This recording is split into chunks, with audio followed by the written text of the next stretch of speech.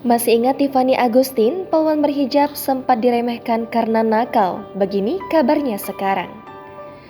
Sosok poluan cantik Tiffany Agustin, poluan berhijab ini pernah melewati perjalanan hidup yang pahit. Kisahnya sempat viral karena dulu nakal hingga akhirnya kini menjadi polisi. Bribtu Tiffany menceritakan dirinya pernah diremehkan tetangga karena penampilannya. Para tetangga mengatakan dirinya pasti tidak akan tamat sekolah. Bahkan mengatakan jika saja Tiffany menyelesaikan sekolahnya, dirinya akan menjadi perempuan yang tidak benar dan hanya membuat malu keluarga. Saat berhasil lulus sekolah, dirinya menginginkan untuk melanjutkan sekolah di jurusan olahraga di Yogyakarta. Namun niatnya terhenti karena sang ibu membujuknya untuk mengikuti tes polisi wanita. Lantas bagaimana kabarnya sekarang? Lama tak mendengar kabarnya, kini Tiffany resmi menjadi seorang anggota Polwan. Tiffany resmi bertugas di Polres Kepulauan Mentawai, Sumatera Barat. Tiffany berhasil mengikuti tes penerimaan Polri pada tahun 2015 lalu. Tiffany kerap memamerkan potretnya bersama teman-temannya yang sedang bertugas. Tak jarang pula Tiffany membagikan foto terbarunya dengan seragam polisi ke dalam akun media sosialnya.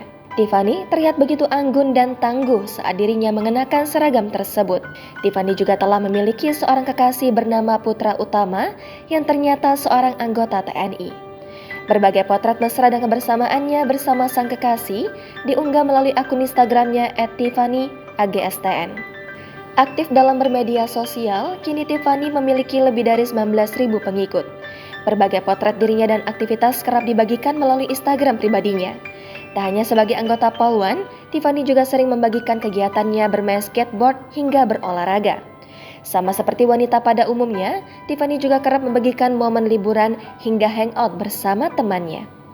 Dilansir dari tribunnews.com, Tiffany berharap dengan pengalaman masa lalunya dapat menginspirasi banyak orang untuk lebih percaya diri, termotivasi, dan lebih semangat dalam menjalani hidup.